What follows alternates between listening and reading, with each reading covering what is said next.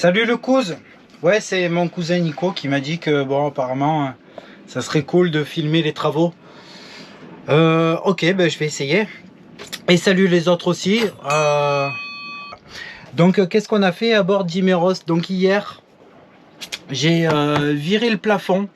Plusieurs raisons pour lesquelles j'ai enlevé le plafond. Parce que on va démater et du coup j'avais besoin de l'accès ici au pied du mât pour pouvoir enlever les câbles qu'il y avait. Ça m'a permis en même temps de dégager, je vous montre, de dégager par exemple tout ce qui traînait au plafond. Donc voilà, c'est bien, il n'y a plus rien qui traîne au plafond et ça me permet de l'isoler. J'ai enlevé le plafond et tout ce qu'il y avait là autour parce que j'ai l'intention de changer les plexis. J'ai trouvé sur le Bon Coin un gars qui vendait du plexi pas trop cher et du coup j'ai acheté ça et je vais pouvoir changer les plexis. Mais alors évidemment, quand on se dit putain il faut changer les plexis, c'est compliqué. En fait ce qui est compliqué c'est d'y avoir accès. Aujourd'hui quand je suis arrivé, je me suis dit que j'allais m'attaquer. J'ai enlevé la descente, enfin le capot de la descente. Mon intention c'est de faire un hardtop. Comment? Pour l'instant j'en sais rien, je pars à l'aventure. Toujours est-il que là j'ai viré donc le capot, ça m'a permis de le nettoyer, poncer. Là je viens de reboucher les trous, comme ça si je remets quelque chose dessus, parce que pas sûr que je remette ce capot là. S'il y a un hardtop qui vient tout couvrir, je ferai simplement des rails. Donc, du coup ça peut être amené à changer. Du coup je rebouche tous les trous. Voilà, je rebouche ça avec ce qu'on appelle de l'épaissi. C'est en fait du gel coat qui est épaissi, comme son nom l'indique. Et du coup ça fait une espèce de pâte. L'avantage c'est que c'est étanche. Voilà, j'en ai profité pour virer tout ce qui était petit accastillage qui ne me plaisait pas. Et j'ai eu une petite surprise ce matin, parce qu'en ponçant un petit peu partout, et bien au pied du chandelier qu'il y avait là, j'ai protégé un peu du soleil parce que je viens de faire la résine. Au pied du chandelier qui était là, je commence à poncer un peu et je vois une vieille réparation parce que c'était pas très joli. Donc voilà, je ponce un peu et je vois une vieille réparation.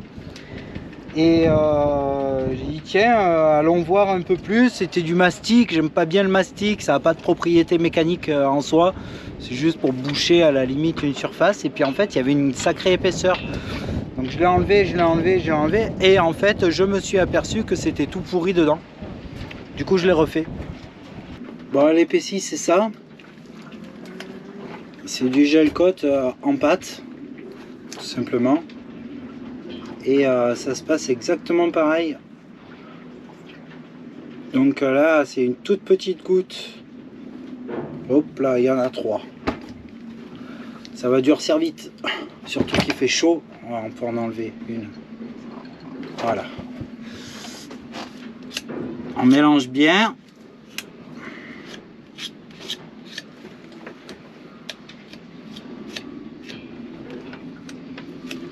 Là le dosage on peut se tromper, c'est pas un problème.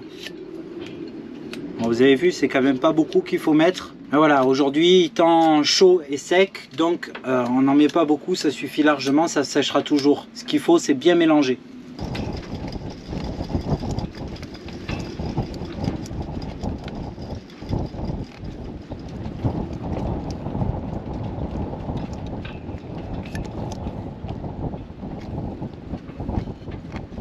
Ok, puisque vous aimez bien que je donne des explications, quoique je ne sais pas ce que ça va donner avec le vent, là on verra. Donc ça c'est une ancienne réparation, un chandelier. Là. La disqueuse a failli passer à l'eau. Donc ça c'est une ancienne réparation, c'est un chandelier qui a dû être enfoncé, un petit accident ici.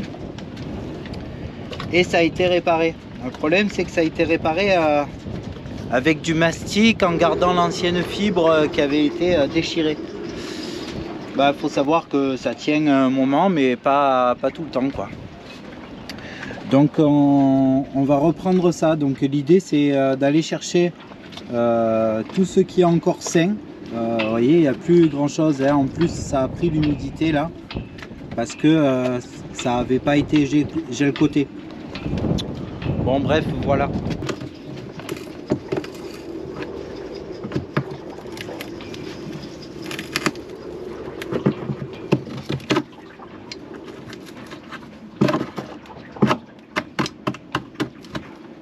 Et ma dernière acquisition, c'est ça.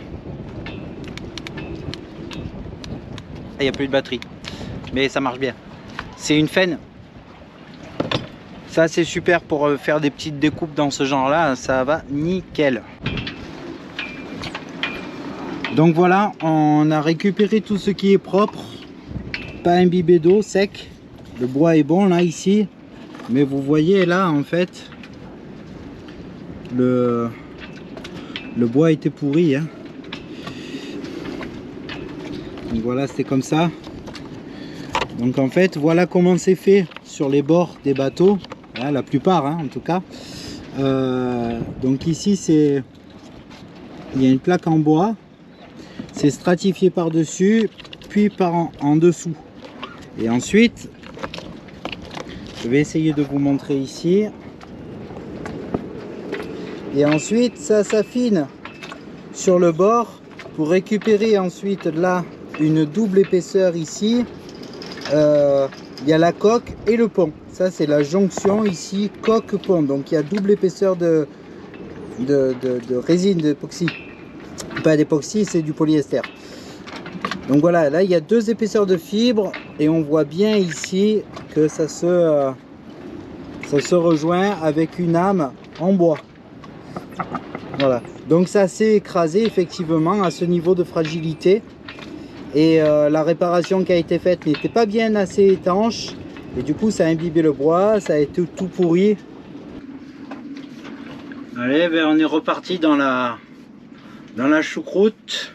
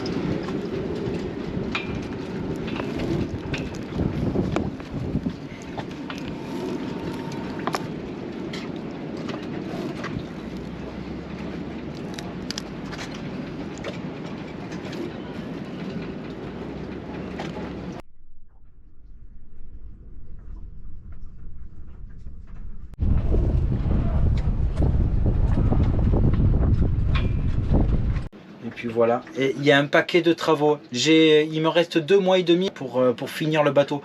Moi je le vois un peu chaud. Après je sais pas, on verra. Affaire à suivre. Allez, à plus. Et sortez des vidéos là, allez faire un tour.